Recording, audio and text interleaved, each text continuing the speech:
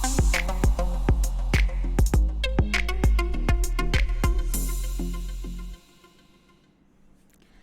teman-teman, selamat siang. Ketemu lagi sama saya.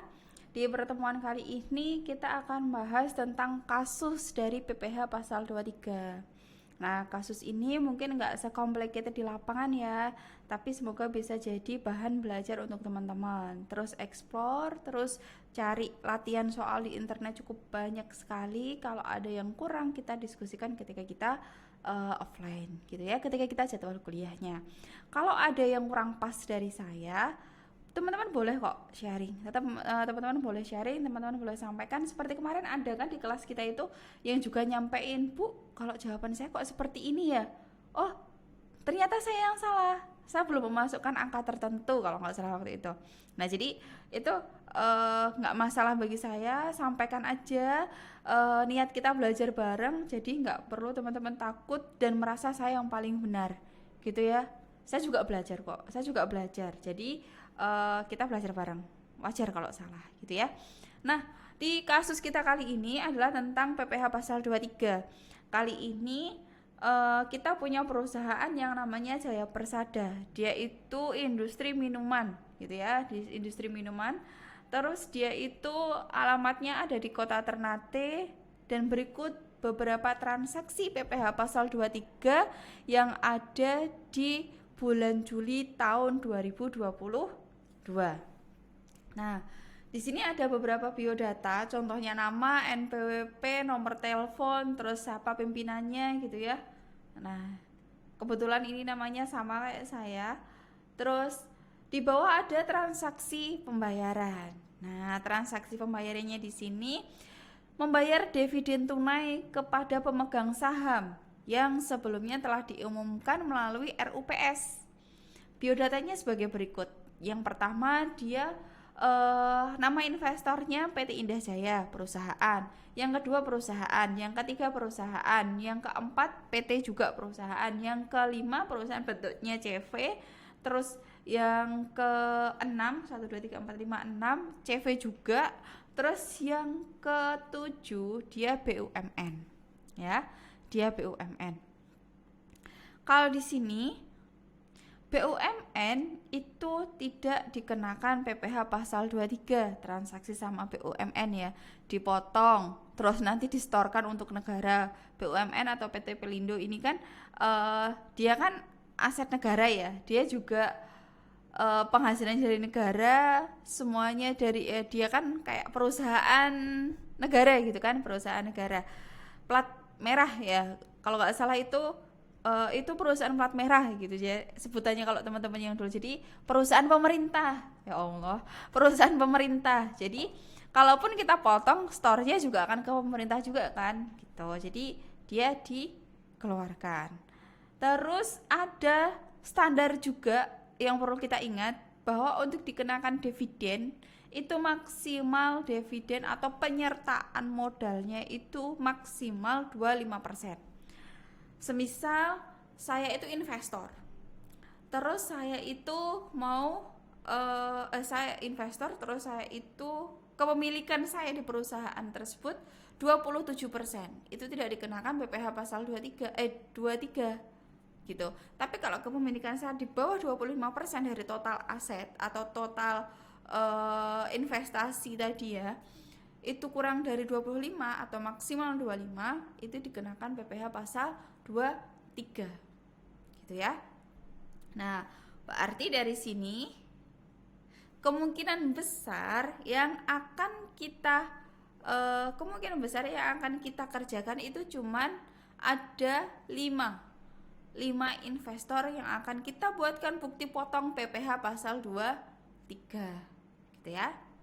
Nah, terus ada juga di Romawi ketiga informasi adanya pemberian hadiah perlombaan. Contoh, perusahaan Jaya Persada itu dia memperingati hari ulang tahun yang ke-10 gitu.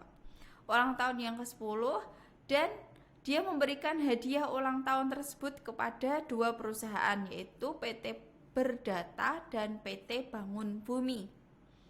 Nah, semuanya memiliki NPWP. Di PPh pasal 23 yang untuk wajib pajak atau lawan transaksi yang tidak memiliki NPWP, maka tarifnya lebih besar 100%. Ya, lebih besar. Gitu ya. Terus misalnya teman-teman, masa iya Bu Farida 100%? Wah, jangan-jangan Bu Farida salah gitu ya. Jadi punya pikiran kayak gitu ya. Jangan-jangan Bu Farida salah nih. Udahlah, aku tak searching dulu gitu. Aku tak searching dulu ya gitu. Bu Farida nanti besok pas waktu kita kelas diskusikan, Bu, kemarin kok ngomongnya sekian persen, saya dapat sumber ini kok sekian persen gitu. Kemarin juga ada yang seperti itu teman-teman. Jadi di kelas itu, Bu, itu kok dividennya kok dikenakan cuma 10 juta aja, kok tarifnya cuma 10%, kenapa kok enggak 20%, misalnya kayak gitu ya. Kenapa enggak 20%, saya dapat sumbernya 20% loh Bu. Nah, kita cek dulu 10% itu apa. Oh, 10% itu adalah dividen yang dia terima, sedangkan tabungannya 100 juta. Nah, si mahasiswa ini tadi 100 juta dikalikan langsung 20%, tidak dikalikan 10% dulu. Padahal yang dikenakan pajak itu kan dividennya, bukan tabungannya dia. Tuh, bisa jadi itu terjadi. Bisa jadi juga saya yang salah. Nah, saya pernah tuh waktu di kelas, saya juga coba ngerjain, ternyata ada angka yang belum tak masukin, atau saya justru kebanyakan menambah angkanya. Bu, hasilku nggak sama ya Bu, 2, 3, 4 mahasiswa juga sama. Oh, apa ya, coba saya koreksi jawaban saya. Oh, ternyata saya yang salah gitu ya. Jadi teman-teman bebas berpendapat, silahkan sampaikan, nggak perlu takut ya, nggak perlu takut, kita sama-sama belajar. Terus Romawi keempat ada pembayaran sewa dan jasa lainnya. Ada sewa dan juga ada jasa-jasa lain gitu. Yang pertama, PT Jaya Persada itu membayar sewa kendaraan yang digunakan untuk operasional. PT Jaya Persada dia bayar kepada pihak ketiga karena dia sewa kendaraan. Gitu ya. Karena dia sewa kendaraan. Nah, dia kan sewa nih, dia kan sewa kendaraan punyanya orang lain. Dia punya kewajiban memotong, bukan dipotong, memotong, karena dia yang sewa kendaraan ya. Karena dia yang sewa kendaraan, maka si PT Jaya Persada itu punya kewajiban untuk memotong PPh pasal 23.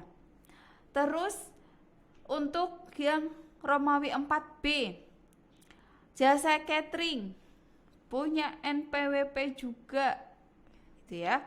Kita pertimbangkan di bukti pemotongan PPh pasal 23. Kita bahas ketika kita kelas ya, jadwal kelas ya. Terus yang C, pembayaran jasa kebersihan. Jasa kebersihan. Yang D, pembayaran jasa perawatan AC. Jadi PT Jaya Persada itu datengin teknisi jasa gitu ya, teknisi untuk ngebersihin AC kantor misalnya kayak gitu. Dia datengin, suruh minta tolong buat bersihin AC-nya. Terus yang huruf E, dia membayar jasa akuntan kepada KAP Arif dan rekan sebesar 40 juta. Dia ber-NPWP juga ke Arif rekannya. Nah, ini akan kita bahas juga ketika kita offline, ketika jadwal kuliah kita baik offline maupun online. Jadi teman-teman online tetap boleh teman-teman boleh mengikuti secara online, tapi saya harap teman-teman fokus. Teman-teman jangan walaupun di rumah cuma dari HP gini aja terus ditonton. Jangan ya. Usahakan teman-teman itu juga punya buku untuk menghitung. Buku coretan apa aja. Atau HP-nya dipakai terus sambil buka laptop, filenya Bu Farida dibuka, dicoba dihitung. Nah, koreksi. Bu Farida, oh jawabannya kok gitu ya? Aku kok gini ya? Walaupun online, teman-teman juga boleh berpendapat. Nggak apa-apa gitu ya. Bukan berarti online terus kalah sama offline. Bukan berarti seperti itu. Cuman mungkin ada keterbatasan dari saya. Ketika offline, ada yang offline, ya otomatis saya mondar-mandir ke sana sini juga gitu, ngecek jawabannya teman-teman.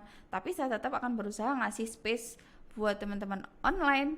Kalau ada yang mau ditanyakan silahkan ditanyakan. Kalaupun nggak ada kalimat seperti itu, teman-teman mau tanya boleh tanya gitu ya. Nah, dari kasus PPh pasal 23, teman-teman diminta apa? Cobalah hitung PPh pasal 23 yang dipotong itu berapa. Hitung dulu berapa PPh pasal 23 yang dipotong.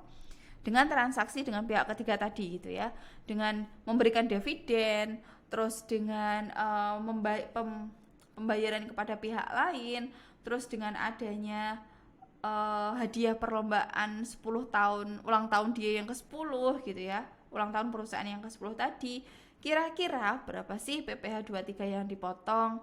Terus diminta buat bukti potong PPh pasal 23. Terus setelah itu buatlah SSP PPh pasal 23. Karena kita punya keterbatasan termasuk saya pribadi untuk akses NPWP buat kode billing dan lain-lain. Jadi SSP yang kita buat, yang kita pelajari masih SSP dalam bentuk hard. Kalau di sini berarti bentuknya soft file yang bisa di-download bebas di internet. Gitu ya. Oke, sampai ketemu lagi di video selanjutnya teman-teman. Selamat siang. Wassalamualaikum warahmatullahi wabarakatuh.